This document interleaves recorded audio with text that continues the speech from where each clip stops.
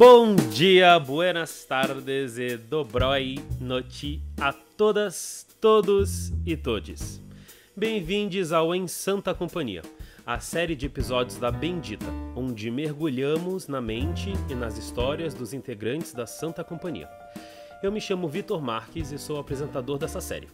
Comigo está o nosso entrevistador, querida bicha altíssima, Demétrio Abraão. Ai, buonasera, Natasha. Buonasera, Catuxa. Ai, Brasil, a cada episódio uma nova língua aparecendo aqui no nosso Bom Dia, né? Já nunca mais sei o que esperar.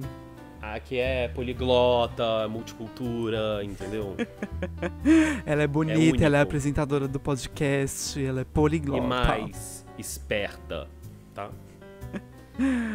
Bom, pra gente iniciar esse episódio do Em Santa Companhia, convidamos hoje uma pessoa que me deixa sem palavras. Laís D'Amato.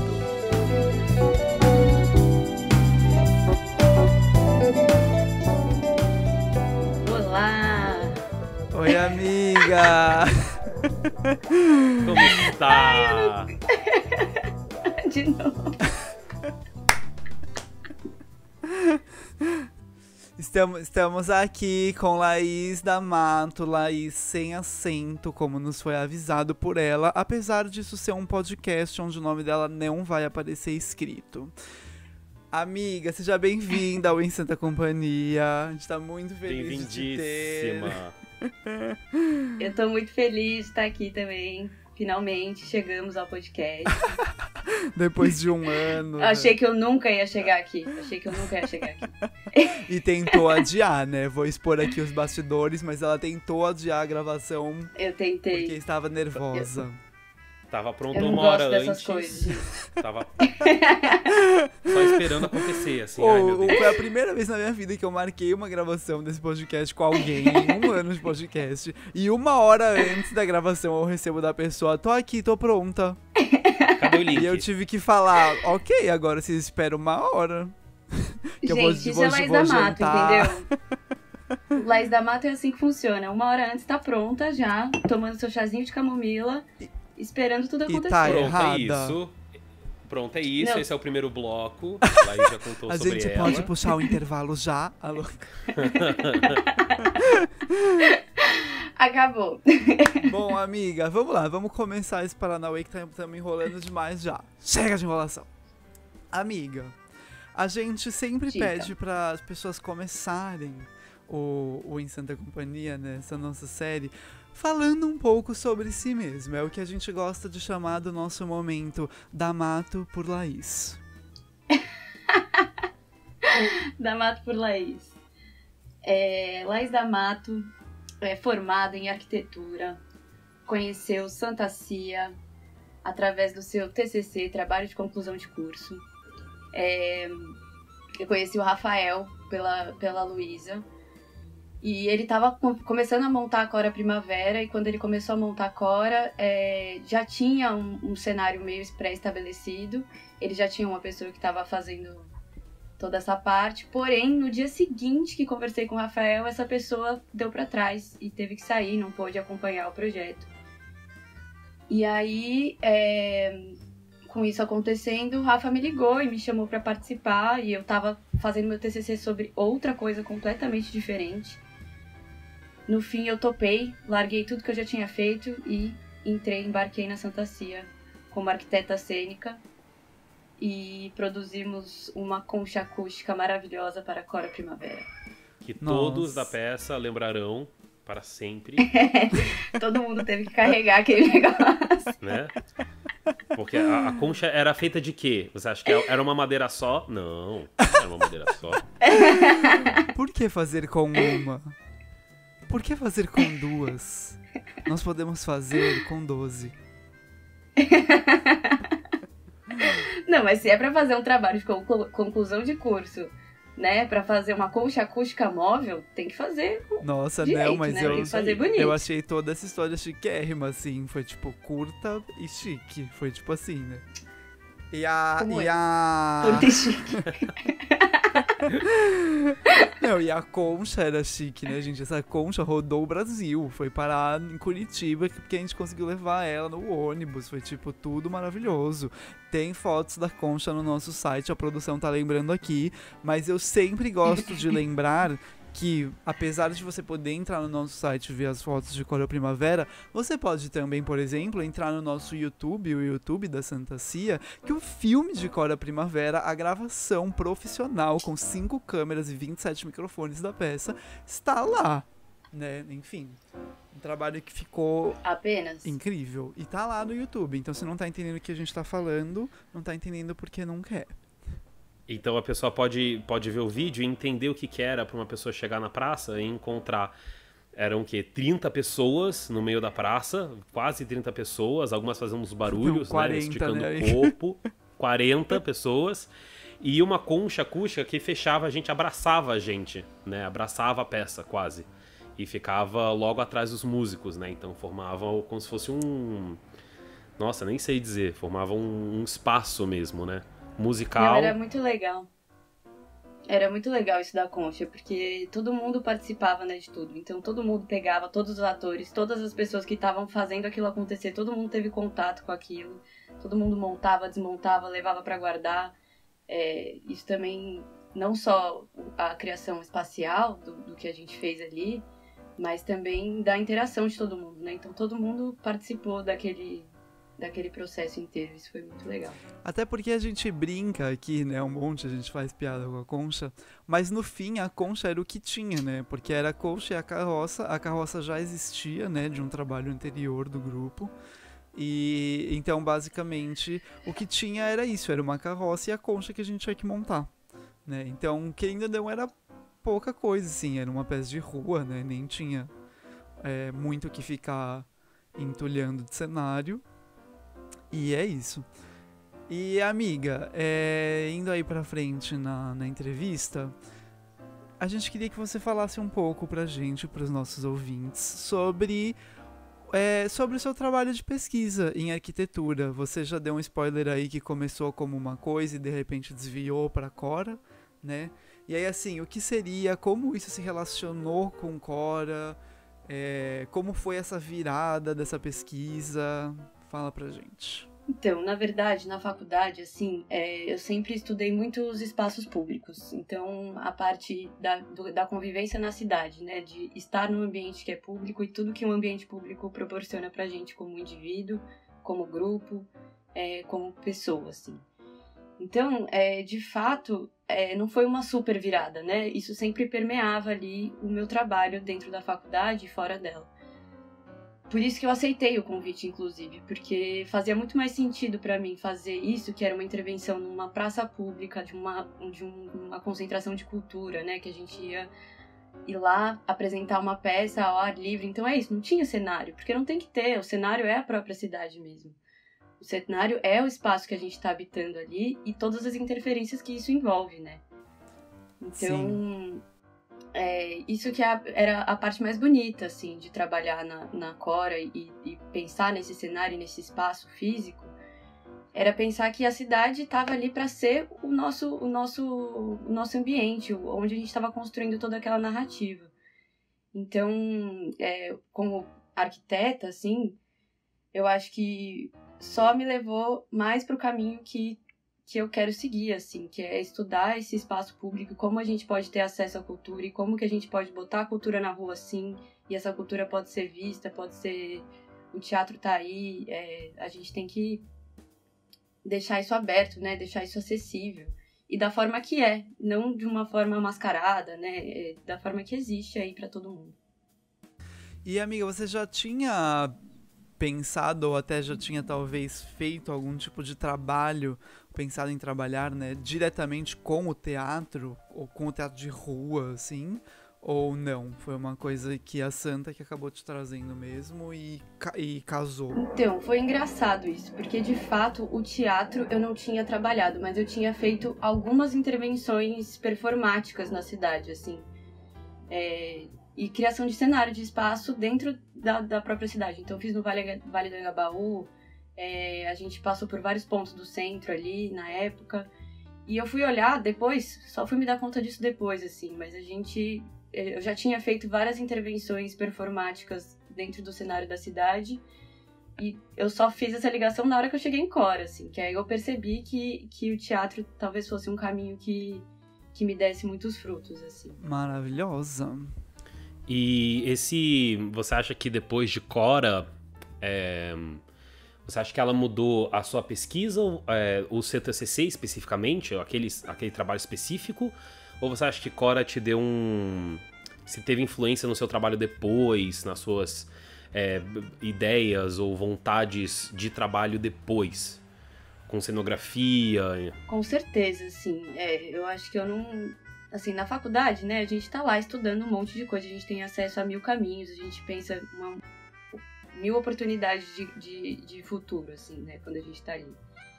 E eu nunca tinha acessado o teatro como uma via de trabalho, assim, como um caminho que eu pudesse ter como arquiteta mesmo.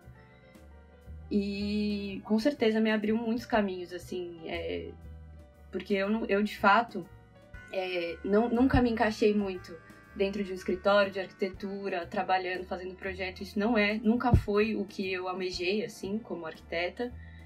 Sempre quis estar um pouco fora disso, e eu tinha pouco essa referência, assim, né, de como que eu poderia estar fora desse formato quadradinho do que é ser uma arquiteta e trabalhar com as coisas que eu gosto, que é o audiovisual, com a cultura, com o estar presente, com a cidade. E isso me levou para caminhos incríveis, assim. Hoje, nossa, eu nunca imaginaria que hoje eu estaria onde eu estou, assim. Falida, sem falida, trabalho. sem dinheiro.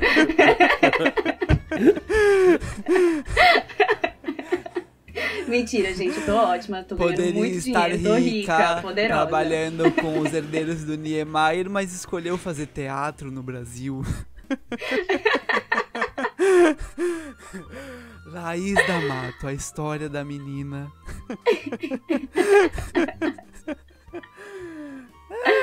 Bom, amiga, a gente deu uma volta aí enorme na sua pesquisa, tal, no seu trabalho em Cora, que talvez a gente se aprofunde ainda um pouquinho mais pra frente. Mas a gente queria que você falasse também um pouquinho mais sobre a sua história pré-santa. Né, tipo, qual é, tipo, toda a sua formação, assim, e aí você pode falar da sua infância ou mais pra frente, você pega de onde você quiser, meu amor, aqui é um espaço livre. Gente, que nervoso. Tá bom, vamos lá. Enfim, eu estudei na Escola da Vila, né, que é uma escola construtivista, que sempre dá acesso ao questionamento, quer que as pessoas pensem sobre a sociedade, sobre onde a gente vive.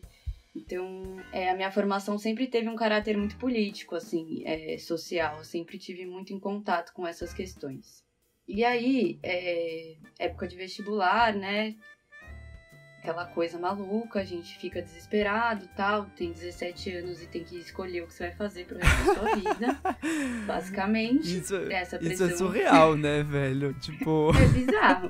Ou pelo menos a gente acha que é isso, né? A gente presta achando que vai ser o que a gente vai fazer pra sempre.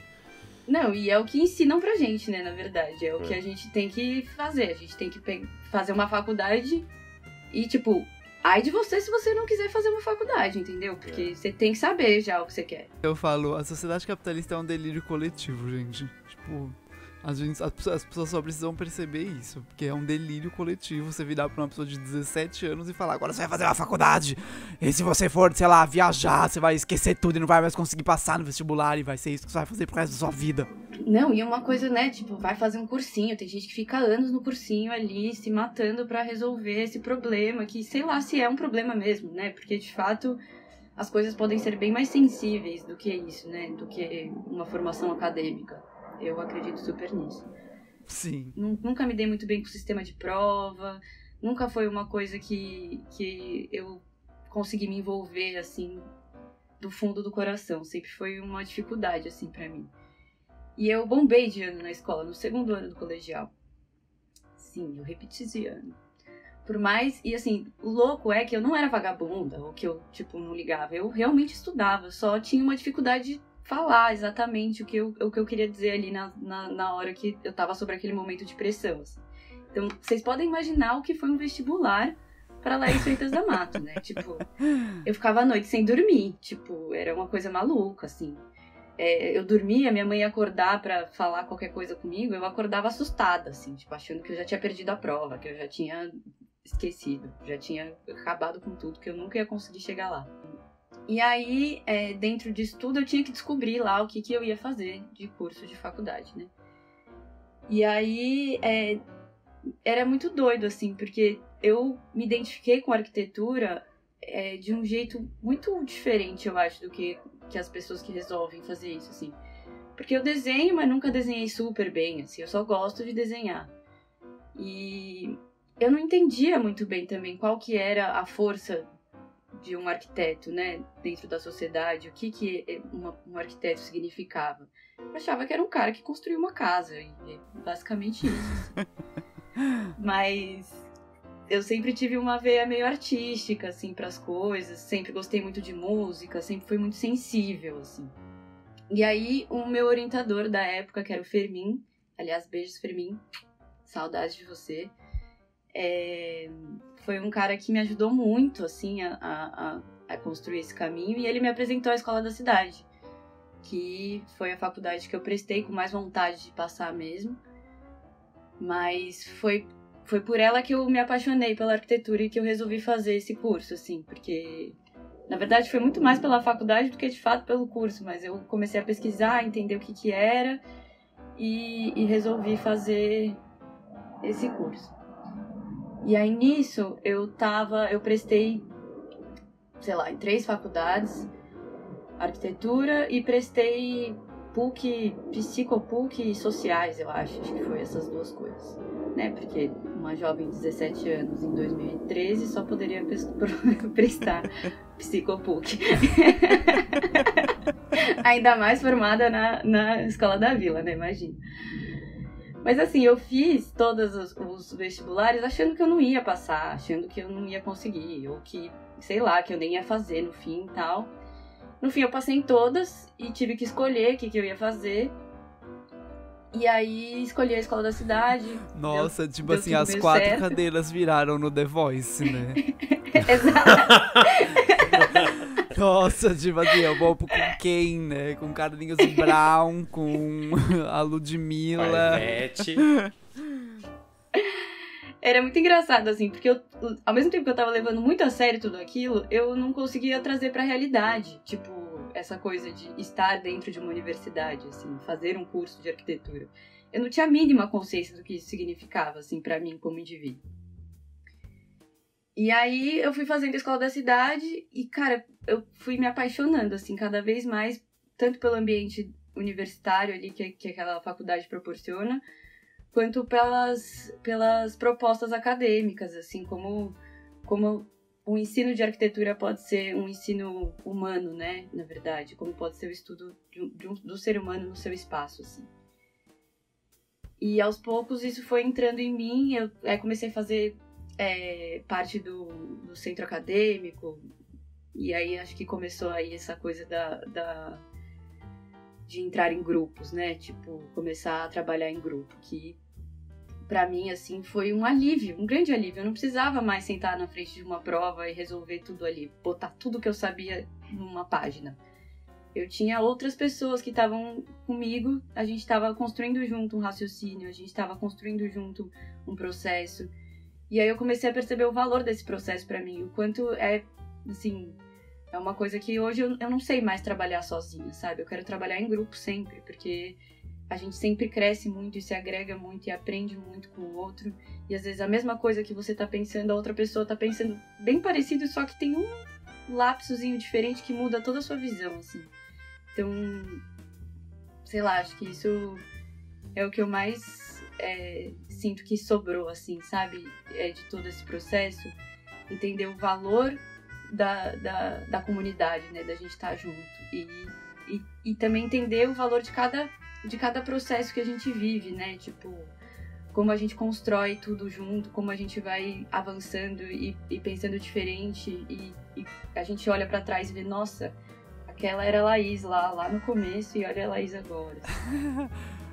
Que doideira, né? Porque esse discurso do trabalho coletivo e tal, ele Bom, ele é o resumo de o que é o teatro, né? Que é um trabalho que, não se faz sozinho. Ainda mais dentro do universo do teatro de grupo. Bom, Brasil, e assim nós vamos para o nosso intervalo. Vou chamar aqui o fim do primeiro bloco e a gente, em alguns segundos, estaremos de volta.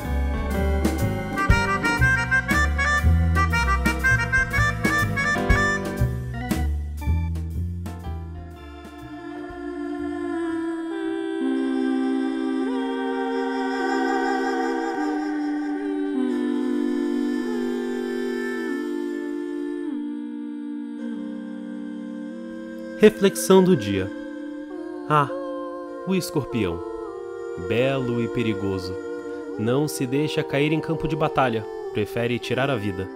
Mas o que mata o escorpião? A desistência ou o seu próprio veneno?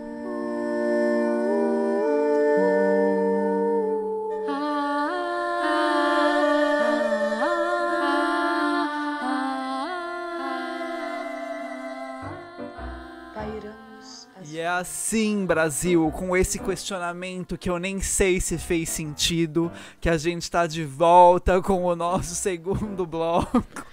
É reflexão, entendeu? É reflexão. É uma semente, é pra ficar, entendeu? É pra ficar. Tá bom. E os sabidos vão conseguir pegar o gancho com quem estamos falando. Então entendeu? fica aí o convite pro sabido. Vocês podem mandar um e-mail pra gente.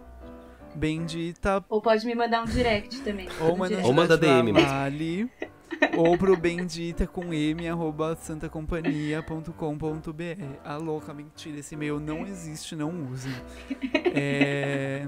E não façam esse e-mail antes da gente fazer, hein? Porque a gente não fez ainda porque a gente não tem dinheiro.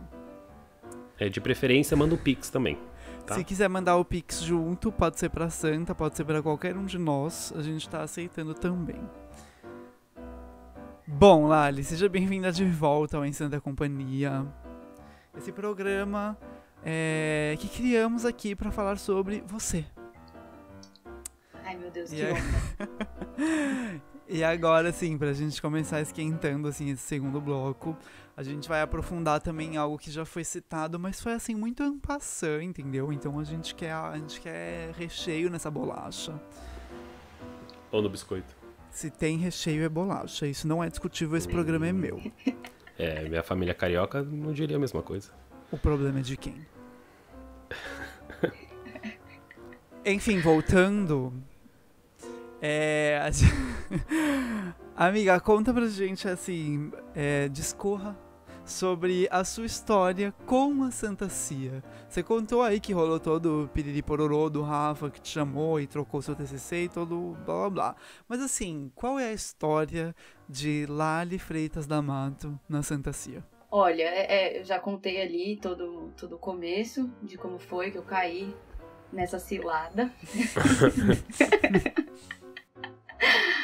Mas, enfim, nossa, eu passei por tanta coisa na Santa Cia que eu nem sei, assim, faz o quê? A gente lançou Core em 18. 18. Então, fazem famosos 3 anos que estou aqui presente nesse grupo. E foi maluco, assim, porque eu entrei pra fazer Core pontualmente, né, pra ser uma coisa pontual, porém não me deixaram ir embora. E falaram, pelo amor de Deus, minha filha, fica aqui. Por favor. Ajuda a gente. E aí, teoricamente, né, bem teoricamente, eu virei arquiteta cênica da Santa Cia. Porém, nessa época... Olha que chique. Muito chique. Porque acho que pouquíssimas companhias têm uma arquiteta cênica, inclusive. A gente é muito chique. Mas eu entrei com essa função, né? Porém, entretanto, contudo, o que acontecia na época? Cora havia acabado, a gente fez mais umas temporadas e tal, que a gente continuou ali, fazendo o que a gente já fazia. Porém, né? E aí? O que vamos fazer? Para onde vamos? Para onde vamos? O que faremos? E nessa época a gente ficou meio como produção, assim, né? A gente tinha um grupo de produção e eu virei produtora, sem nem pensar como, nem ter essa consciência. A gente estava ali pensando como que a gente ia produzir a Santacia. E aí, com, sei lá, a Cora acontecendo e esse grupo de produção aí rolando, aos poucos também foi criando a necessidade de ter um grupo de comunicação, então a gente começou a encabeçar esse outro lado e a Santa começou a ser subdividida, né? A gente começou a tentar achar núcleos e muita gente entrando, muita gente fazendo parte. A gente queria dar mais sentido e organizar um pouco mais tudo que estava rolando. E como a gente sempre teve muita gente boa perto da gente, né? Muita gente engajada e muita gente com muito amor no coração, porque era isso que a gente precisava mesmo, né? Porque o dinheiro não vem. O dinheiro foi difícil. A gente conseguiu. Até que a gente conseguiu, né? Mas a gente vai chegar lá nessa parte. Quem acredita sempre alcança. Mas enfim, e aí passei por comunicação, então virei comunicadora também, mexi em Instagram. Aí de Instagram fui pra encabeçadora da comunicação. Como? Não sabemos. Não sabemos. Mas, enfim, a gente foi criando esses núcleos e eu acredito muito, assim, que tudo isso fez muito parte da construção da Santa de como ela é hoje e tenho muito orgulho aí de todos os lugares que todos nós passamos, né? Porque todos nós passamos por diversos lugares que a gente nunca achou que ia habitar aqui dentro, assim. E isso deu muita experiência, né, pra gente. Acho que é isso que a gente pode dizer, né? Tipo, muita experiência. E isso dá, sei lá, abre muito caminho, né? Tipo, muitas possibilidades. E aí, quando virei diretora de arte. Quando olhei para o lado. Acordei um dia. Quando você menos esperava. E foi uma super honra, assim, assumir esse papel e fazer parte disso e de repente tá nessa função que fez muito sentido pra mim, assim, porque engloba um pouco de tudo que eu faço, né? Que é arquitetura cênica, que é criar o cenário, que é criar o ambiente visual, que é pensar o espaço que a gente tá criando. E para mim é um caminho, assim, que abriu muitas outras portas pra minha vida, assim, do que eu gostaria e quero fazer, assim, a partir de agora. Incrível. Então, você foi de... chegando de arquiteta cênica, aí teve todo o delírio 2020, comunicador, Instagram, blá blá blá. E atualmente aterrissou em diretora de arte, que em breve estará recebendo seus merecidos shells. Se não o Oscar, agora que virou moda gravar a peça e mandar pra premiação internacional. Pois é, gente. Aguardem, meus amores. Laís D'Amato sem acento está chegando. Amiga, chegou um recado aqui da produção e estão dizendo aqui que a gente pode entrar em território desconhecido da Santacia, coisas que ainda não chegaram ao alcance do público, mas a gente já pode falar sobre aqui no nosso programa. É spoiler. Então a gente queria que você falasse um pouquinho agora sobre a experiência de trabalhar com a parte audiovisual da Santacia, já que a gente gravou algumas coisas audiovisuais recentemente e você fez o seu trabalho de direção de arte. E aí você pode falar um pouquinho pra gente, sem entregar 100% aí do que tá por vir, mas pode falar um pouco sobre essa experiência. Olha, eu vou voltar um pouquinho, então, já que você me perguntou sobre isso. No começo do nosso querido 2020, né, que foi um ano conturbado, eu diria, mal sabíamos nós, eu comecei a fazer um curso de fundamentos audiovisuais, porque sempre gostei dessa parte, sempre me vi por ali também, mas nunca soube muito como. Editei um pouco de vídeo e tal, filmei algumas coisas, gosto de tirar foto, mas nunca tinha me visto de fato, nossa, o que será que eu vou fazer com isso? E aí eu comecei a fazer esse curso. Infelizmente, a gente teve que parar no meio, porque o curso era prático e numa pandemia fica um pouco difícil, né? A gente efetivar essas coisas. Mas, enfim, tudo isso foi muito importante para mim, para também começar a entender o que significava o audiovisual, como que o audiovisual funciona, e qual é o meu caminho aí dentro, assim. Ou qual será, né, o meu caminho aí dentro. E tivemos pandemia, né, que foi uma coisa muito... Até agora eu não consigo descrever isso direito, assim. Acho que para nós, Santa Cia, foi um processo muito denso e ao mesmo tempo muito diluído, né? A gente conversou muito, a gente trocou muito nessa época, a gente fundamentou muita coisa. E aí ter essa oportunidade de ganhar essa Aldir Blanc e poder produzir, mesmo no cenário atual, acho que foi um presente para todo mundo, né? Porque a gente pôde exercer finalmente o que a gente ficou construindo durante todo esse ano, assim. E tem toda essa experiência emocional que foi você poder sair de casa para trabalhar com audiovisual, depois desse ano todo dentro de casa, encontrar todos vocês que são, assim, a gente é uma família, né? Então, pessoas que a gente não via há muito tempo, poder encontrar e trabalhar junto, foi uma experiência, assim, que, nossa, saudades já. Pena que acabou, mas terá mais. Terá mais. Terá mais. Mas, enfim, tudo isso foi muito... deu uma injeção de vida, assim, uma energia renovada, assim, das coisas. Vitor, essa foi pra você.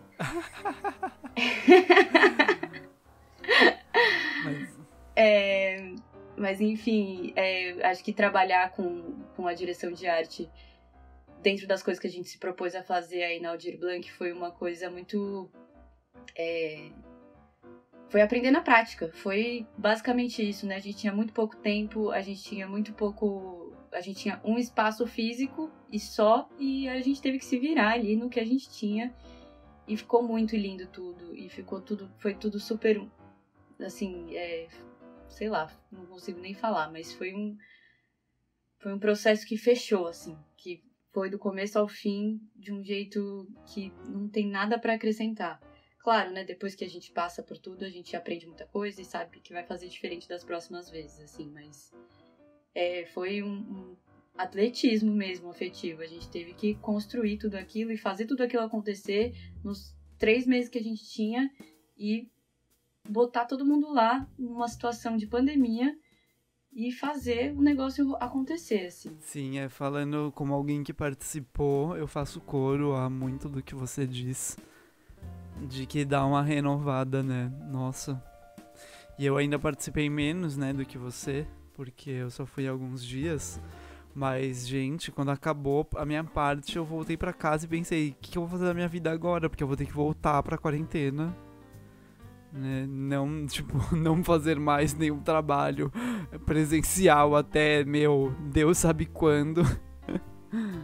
Não, e fica muito, né? A gente fica tipo, nossa, mas e agora? Porque na hora a gente tava super cansado fazendo, a gente fez diárias longuíssimas, com muita coisa pra fazer no mesmo dia, assim, e entre e sai de pessoas pra não aglomerar, aquela coisa toda nóia também. E você fica, né, derrubado no final do dia, você tá mega cansado.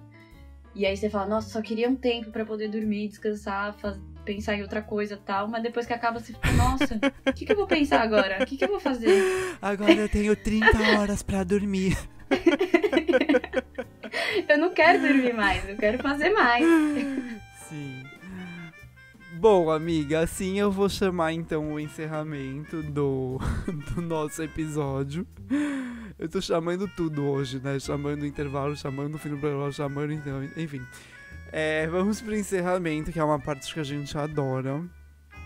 A gente faz o encerramento do Ensino da Companhia em 2 partes, amiga. A primeira é um jogo, assim, rápido, de improviso, que a gente chama de bate-bola, jogo rápido. É o nome original, a gente que criou.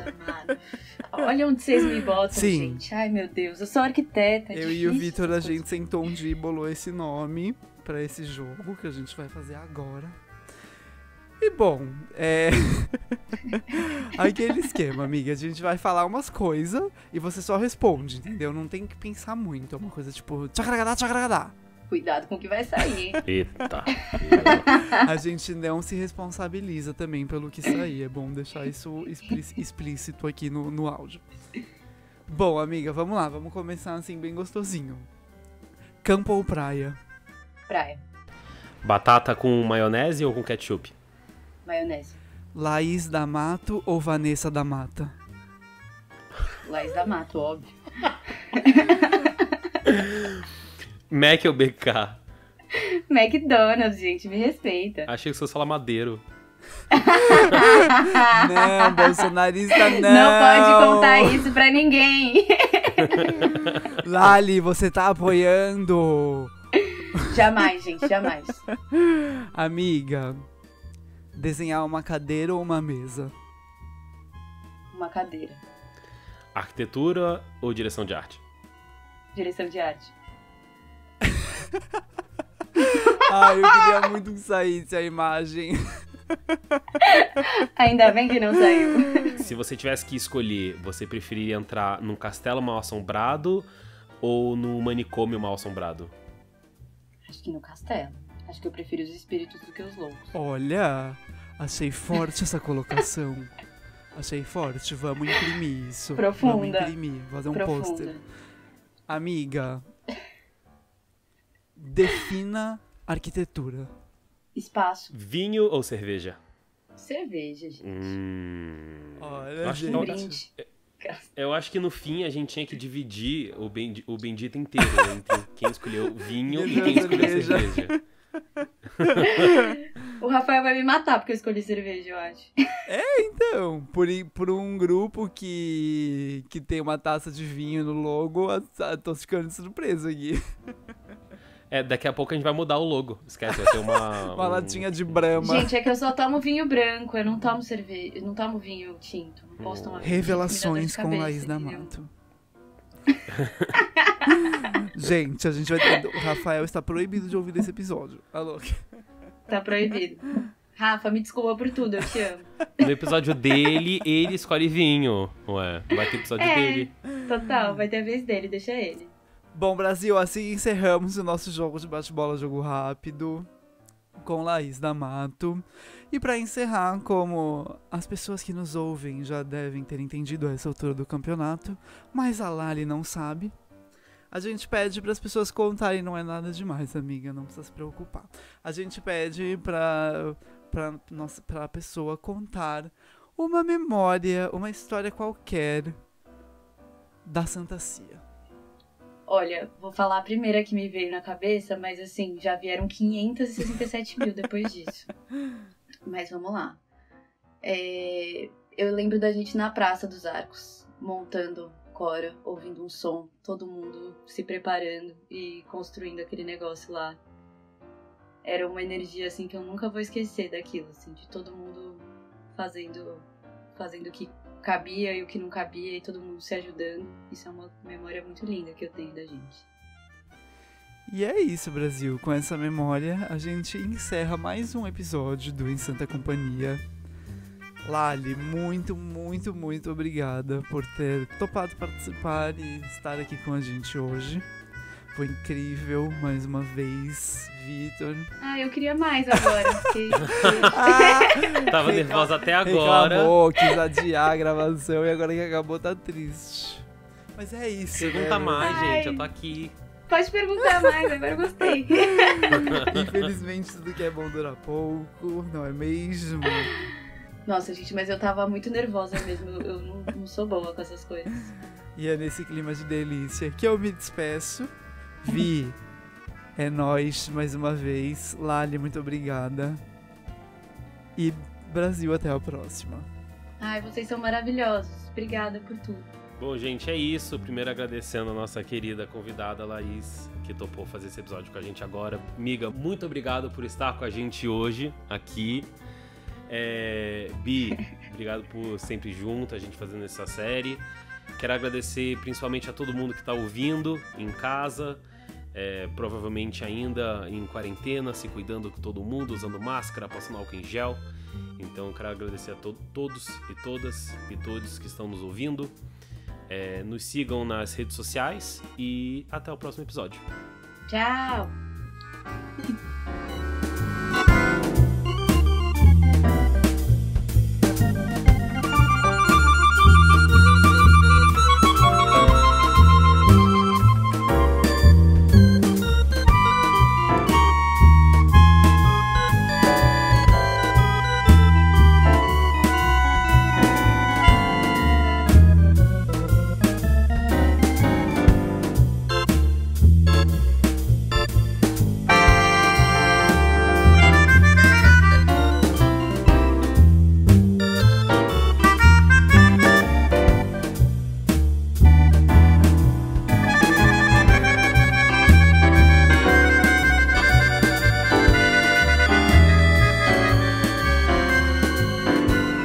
Este podcast é uma produção da Santa Companhia, com as vozes de Vitor Marques e Demétrio Abrão. A direção de radiodifusão é de Pedro Coentro. A direção artística é de Rafael Abrão. A direção musical é de Juliana Gotts. E a direção de artes é de Laís D'Amato. A arte é feita por Matheus Teixeira. A trilha sonora é feita por Rodrigo Zanettini e Álvaro Cotarelli. A edição, a mix e a master desse episódio foram feitas por mim, por Pedro Coentro.